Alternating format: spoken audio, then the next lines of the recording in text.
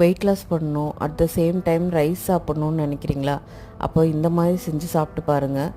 Corps, protein, காய்கறி எல்லாமே இருக்குது இதில். சுரக்கால நிறைய நீர் சத்து இருக்கனால அது உடம்புக்கு ரொம்ப நல்லது.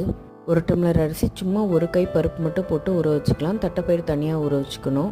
1/2 hour ஊறினா போதும்.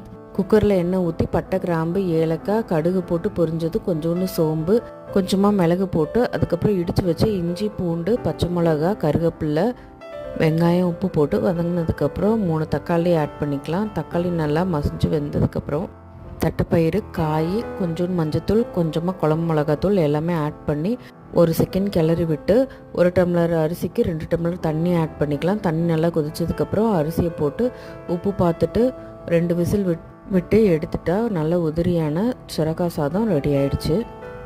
சூடான சுரக்காய் சாதத்தில் 1 ஸ்பூன் நல்லெண்ணெய் விட்டு கொடுத்திங்கன்னா குழந்தைங்களாம் நல்லா சாப்பிடுவாங்க.